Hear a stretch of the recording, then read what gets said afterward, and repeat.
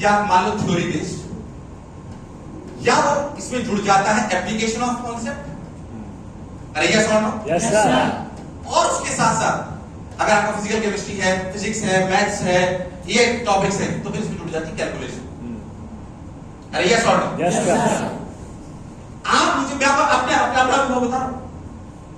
आपके एग्जामिनेशन में ऐसा सवाल आएगा कि what is the formula of acceleration due to gravity above the earth h height. अरे यस और नो? Yes sir. इसके चांसेस बहुत कम हैं। ये डायरेक्ट थ्योरी है। अरे यस और नो? एप्लीकेशन तो पहली बात जो आपकी डेफिनेशन है वो तो नहीं आएगी, पर अगर डायरेक्ट फॉर्मूले पे भी कितने सवाल आते हैं? नहीं आते ना। शायद तुम 3 साल के पेपर उठाओगे नीट में भी, तो भी डायरेक्ट फॉर्मूले के सवाल बहुत कम है। Yes sir. अरे है कि नहीं? Yes sir. डायरेक्ट कॉन्सेप्ट या थ्योरी पे जो सवाल आते हैं ना, ये 5 से 10% भी नहीं है। ये भी मैं अपर साइड बता रहा हूं आप। अरे यस और नो? Yes sir. आवाज आ रही है? यस और नो? Yes sir. हाँ, बात बिल्कुल सही। दूसरा केस है concept plus application of concept. मान लीजिए आपने मैग्नेटिक फील्ड में, शायद मैं थोड़ी बात कर रहा हूं कि मैग्नेटिक फील्ड में चार्ज पार्टिकल घुसा, बताइए किधर की तरफ घूमेगा? कैलकुलेशन नहीं, बट आपको पता होना चाहिए कि मेरे को QV क्रॉस V करना है। Yes sir. अरे यस और नो? Yes sir. जिसको नहीं आता कोई बात नहीं, परेशान होगी, बस इसी बात कर रहा हूं मैं। उसमें थ्योरी भी आपको आनी चाहिए, उसको अप्लाई भी करना आना चाहिए। ऐसे सवाल आते हैं, मान के चलिए आप 30% के आसपास। अगर बात करें बाकी सवाल, ये जो जिसकी भी बाकी सवाल यहां से मिल के आते हैं। अभी किन सब्जेक्ट की बात कर रहा हूं मैं? ध्यान रखना, ये मैं सब्जेक्ट की बात कर रहा हूं, फिजिक्स, मैथ्स और फिजिकल केमिस्ट्री। फिजिक्स, मैथ्स और अगर मैं सब्जेक्ट वाला करूं बायो, इनऑर्गेनिक केमिस्ट्री और ऑर्गेनिक केमिस्ट्री, ये अलग है।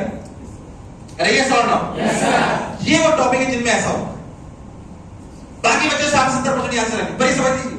चाहे आप फिजिक्स और फिजिकल केमिस्ट्री की बात कर लीजिए नीट में, या फिजिक्स, मैथ्स और फिजिकल केमिस्ट्री की बात कर लीजिए, नीट वाला बच्चा फिजिक्स को छोड़कर फिजिकल केमिस्ट्री को छोड़ के सिलेक्शन नहीं पा सकता। उसके कम से कम 180-200 सवालों में से 45 सवाल इस पे आते हैं, कुल आते नहीं आते। 45 सवालों छोड़ के वो डॉक्टर नहीं बन सकता। और अगर जेई की बात करें अपन, तो फिजिक्स, मैथ्स और फिजिकल केमिस्ट्री को मिला के कैलकुलेशन बेस्ड सवाल जेई में भी कम से कम तुम्हारा 80% पेपर आता है। अरे यस और नो? तुमने जो अभी प्रक्रिया सीखी है, उससे ये रटने की सीखी है बोर्ड सिस्टम में, जबकि आपको पढ़ने का पूरा तरीका चेंज कर देना चाहिए था।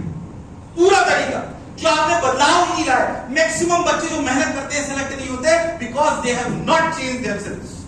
अरे जीवन में आगे वो बढ़ता है जो निरंतर खुद को स्टूडेंट मानता है, पहली शर्त, और खुद में बदलाव करने को तैयार रहता है। अरे यस और नो यार?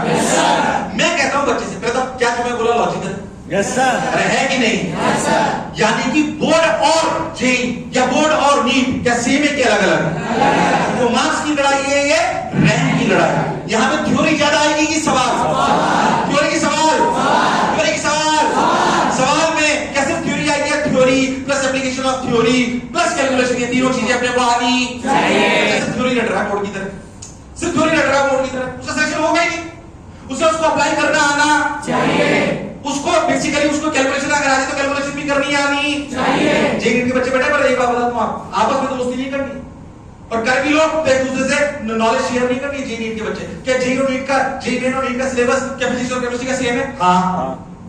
फिर भी हम सारे बैच अलग चलाते हैं। ये यहाँ पे हमारी ऐसी 3 बिल्डिंग है जो जेई के लिए चलती है, 4 उधर हमारी 3 बिल्डिंग है जो नीट की है, वो अलग चलती है। 5 किलोमीटर का 3 किलोमीटर का अंतर में, क्यों?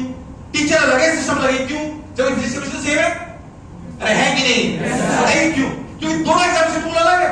मैंने आपको बोर्ड कहा और मैंने आपको जेई का और नीट का अंतर अलग समझाया। इन दोनों में बहुत अंतर है भाई, इन दोनों एग्जामिनेशन में 100% अंतर है। मैं हम 5 दोस्त थे, जब हम तैयारी करते थे, हम 500 दोस्त पढ़ते थे, उसमें से हम 3 आईटी में गए, 2 मेडिकल में गए।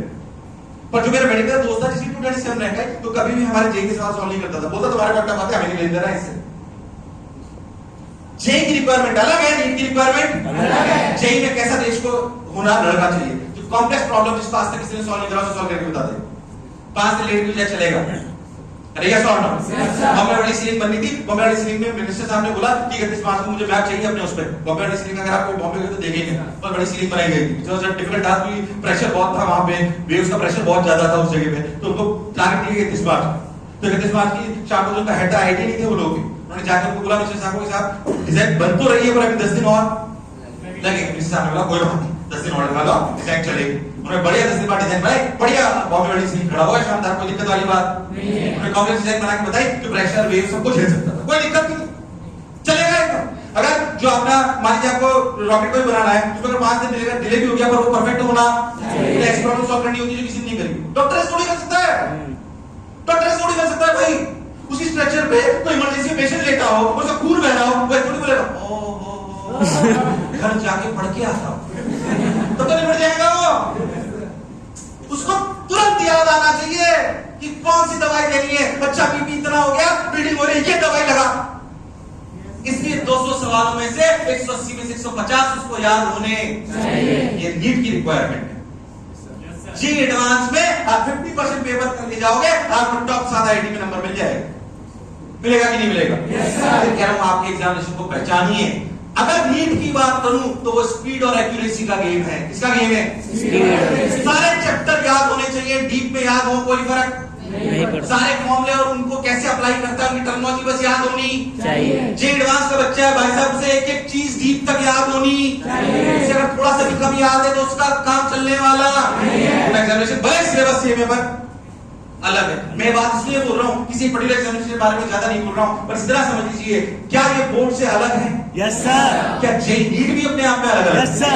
अरे यस और no? Yes sir. Know your examination. उसकी क्या रिक्वायरमेंट? डॉक्टर की रिक्वायरमेंट है कि उसे सारी दवाइयां मेमोराइज होनी चाहिए, उसे तुरंत इंजेक्शन और दवाई का नाम याद आना चाहिए, उसकी डिसीजन लेने की ताकत बहुत फास्ट होनी चाहिए, वो ओवर थिंकर होना चाहिए। कैसे ओवर थिंकर? उस तरह नीट वाला बच्चा, नीट वाला जे में फिर बताता हूं मैं आपको, अंदर शायद आपको समझ में आए। नीट वाले जे वाले बच्चे मैंने बोलता भाई साहब जे पढ़ लो, सब जे वाला बैच होगा, तुम जाके बोला बेटा पढ़ ले, बस जे एडवांस निकाल ले, एक बार निकाली जीवन सुधर जाएगा। क्योंकि जे एडवांस वाला जो निकालने वाला बच्चा है, वो अगर चाहे, मान के मेरा 14-15 घंटे में रोज काम करता हूँ आईटी करने के बाद, मेरी मजबूरी नहीं थी। मेरे जितने साथी दोस्त थे वो कोई यूएस कनाडा बैठे हुए, हफ्ते में 25 घंटे काम करते, $2 लाख की उनकी नौकरी, मौत से जी रहे। अरे यस और नो? मेरे को मेहनत करने की मेरी मजबूरी नहीं थी, मैंने चुना, मुझे पसंद है। अरे यस और नो? डॉक्टर बनने वाले हैं ना, उनको आज बोल मेहनत से प्रेम नहीं हुआ तो भले नीट निकाल लोगे, पर अच्छे डॉक्टर को नहीं बन पाओगे। उन्हें एमबीबीएस में भी जाकर पढ़ना, क्योंकि भगवान की तरफ पूछा जाएगा नीट वाले, जे एडवांस वाले को नहीं पूछा जाएगा। सच्चाई है। अगर डॉक्टर जो बन रहा है वो भगवान की तरफ पूछना चाहता है तो भाई उसे जीवन भर मेहनत करनी पड़ेगी। कल यहाँ थोड़ी बात बन जाएगी, यहाँ कैसे बात बन जाएगी? उसे नीट भी निकालनी है, उसके बाद एमबीबीएस 5 साल लगेंगे, उसमें भी पढ़ना पड़ेगा, पीजी निकालनी पड़ेगी, उसके बाद पढ़ना पड़ेगा, 12 साल 13 साल लगेंगे। वो अगर आज सुबह 7 बजे की क्लास में उठ नहीं पाता, रात को 2 बजे जब इमरजेंसी आएगी, वो कैसे उठ पाएगा? अरे यस और no? Yes sir. Change your mindset. If you not be able to change your mindset ना, जो डॉक्टर्स के यहाँ पे जितने बैठे हुए हैं, कि जो भावी डॉक्टर बनने वाले हैं, उनसे बोल दो अगर मेहनत से प्रेम नहीं है तो तुम नीट वाले निकालो, अच्छे डॉक्टर नहीं बन पाओ। अच्छे डॉक्टर 100% नहीं बन पाओ। मतलब जो डिफरेंस मैं आपको बताना चाहता हूँ, आपने चूज करा है तो सोच समझ के चूज करा होगा, और आपको इस बात की क्लैरिटी होनी चाहिए। मैंने मेहनत करना खुद ने चुना, मुझे वो पीछे थोड़ी पढ़ाता कि अध्यापक बन जाओ यार, मुझे शिक्षा से प्रेम है, मुझे लगाव है उससे। मेरे भी 4 नौकरी लगी थी आईटी करने के बाद, मैंने मजबूरी में नहीं चुना शिक्षक बनना, मेरी इच्छा थी कि मुझे ये मैं चाहता हूं। अगर आप इच्छा से चुनोगे ना तो आप बढ़िया करोगे, करोगे कि नहीं करोगे? मैं भावुक हो गया अपने ट्रैक को लेकर थोड़ी सी बात, बट क्या आपको अंदर समझ में आया है? ये जो आपका एग्जामिनेशन है, ये बताइए थ्योरी का कि सवाल का? थ्योरी का कि सवाल का? अगर ये एग्जामिनेशन सवाल का है तो हमें 12-15 घंटे अगर हम पढ़ रहे हैं तो आपको नहीं लगता कि 4 से 5 घंटे रोज आपको सवाल करने चाहिए? करने चाहिए नहीं करने चाहिए? मेरे पास कई बार बच्चे हमारे भी आते हैं, नई बात नहीं है इसमें, ऐसा नहीं कि हमारे यहाँ कोई करिश्मा हो जाता है, उन्हें भी समझाना पड़ता है। यही काम है हमारा लगातार, यही काम है हमारा लगातार।